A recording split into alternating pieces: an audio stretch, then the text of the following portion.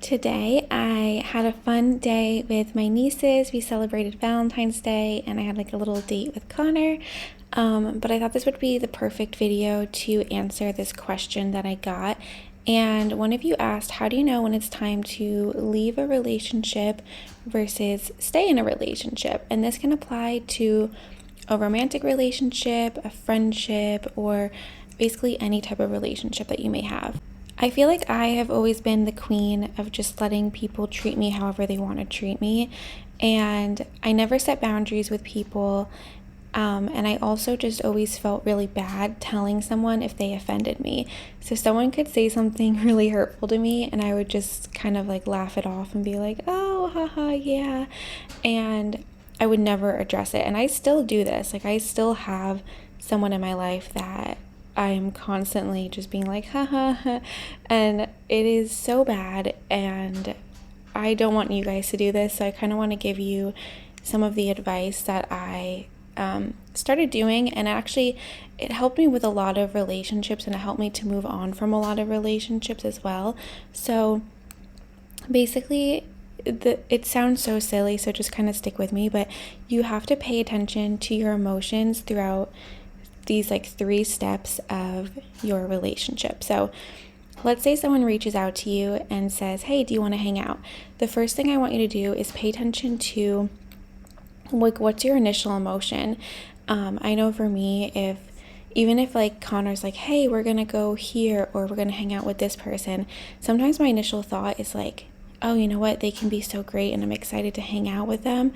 And then also on the other hand, my thought could be, I'm really dreading this because I know like that they're gonna say this to me, or I know how they're gonna treat me. And I just want you guys to be very aware of that. The next thing is just be, again, super aware of how you're feeling when you're with them.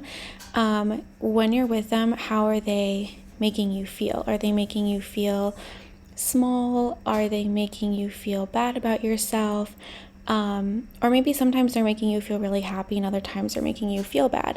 And something I actually started to do was I started to write this down in my notes app, and that way I was able to look back, because I kind of gaslight myself, I feel like, where I'm like, oh no, like they didn't do that, or like that didn't happen. But when I started to look back in my notes app and I was able to see a pattern of like, oh my gosh, it's every time I hang out with them, like they're constantly doing this to me, it really validated my feelings and kind of gave me that extra push that I needed. And then the last thing you need to do is pay attention to how you feel when you leave them.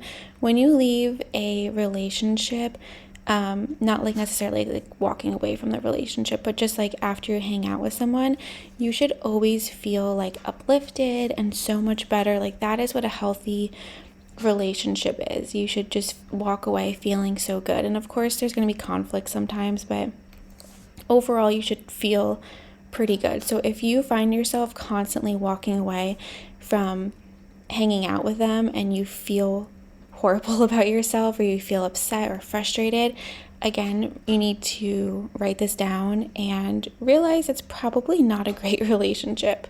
I started doing this a few years ago and it was kind of mind-blowing to me, going back into my notes and seeing like all the things that were said to me. And I don't mean like to keep, like the Bible even says like don't keep like a book of like right and wrongs from people. But if you're just someone who really struggles like me with trying to figure out like, do I leave a relationship, and you're always trying to see the best in people, sometimes you kind of have to give yourself that visual like notes of what they're doing. And once I started to see the pattern of like how I was feeling every time and how it was affecting my mental health, I realized like it is time to go. And of course, you don't always just want to exit relationships. If, depending on the person, you might be able to talk it out with them and work on things. There's also going to be people who will probably say like, oh, I don't do that, like that's all in your head. So that is definitely a relationship you'll want to walk away from. But if someone is able to fix things with you, the relationship might actually be 10 times better once you work on things. I'm going to end this video with a sermon that was talking about closure and how you don't need it. And it was just so life-changing to me. So I hope it helps you guys as well. Don't need closure.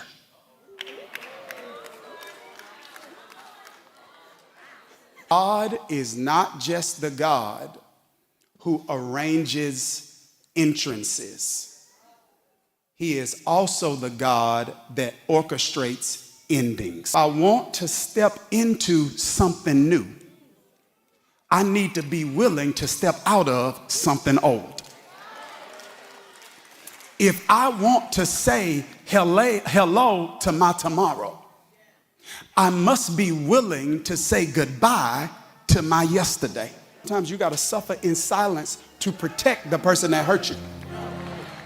I know I got to move on. I know I can't keep this with me. I know God's got something else for me. I know I can't keep harping on this. I know I can't keep talking about shoulda, coulda, woulda. I can't.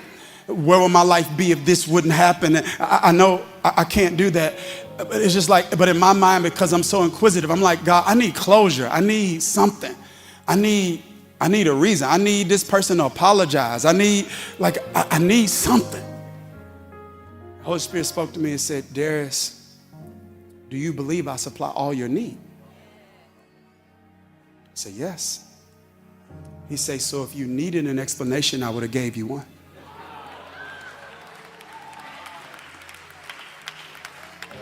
You prefer one.